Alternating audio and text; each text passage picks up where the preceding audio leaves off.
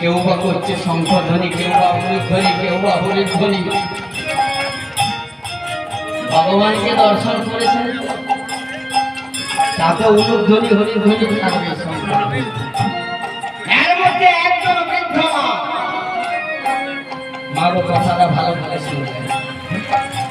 একজন সব থেকে বৃদ্ধ মা, প্রায় ৮০ থেকে ৯০ বছর বয়স। সচি মায়ের কাছে গিয়ে ভগবানকে দর্শন করলেন। দর্শন করে বলছে, মা গো, একটি কথা বলবো। না বলছে, বলো। মনে কোনো দুঃখ করো না মা, কোনো কষ্ট পাও না। না বলছে, বলো না মা, কি কথা? আচ্ছা মা, এত সুন্দর সন্তান জন্ম নিয়েছি, যেন ভগবানের মতন, কিন্তু শচীরে সন্তান জন্ম নেওয়ার পর মাতৃ দুধপান করে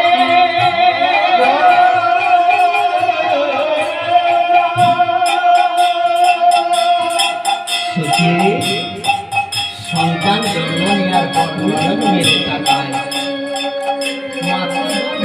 করে নড়াচড়া করে। তাহলে যে সন্তান নড়াচড়া করে না, যে সন্তান মাতৃ দুধপান করে না, যে সন্তান নয়ন মেলে তাকায়, তাহলে সেই সন্তানকে কি সন্তান বলা হয়? মৃত সন্তান বলা হয়। যে সন্তান নড়াচড়া করে না, যে সন্তান মাতৃ দুধপান করে না, যে সন্তান নয়ন মেলে তাকায়,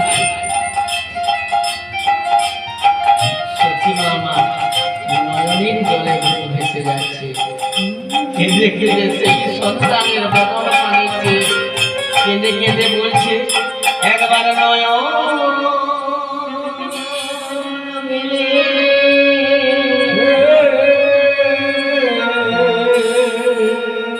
দেখলে গোপাল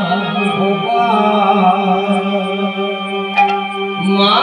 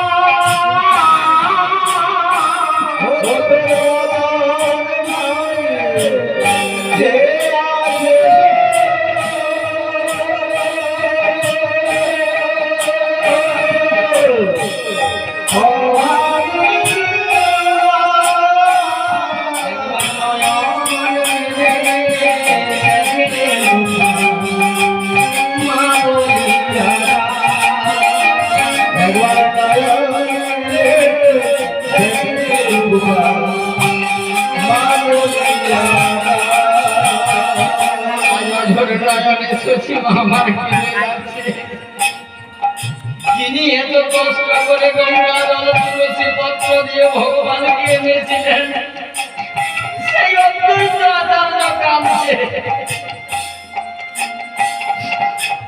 প্রতিদিন গঙ্গার পাড়ে বসে বসে ভগবান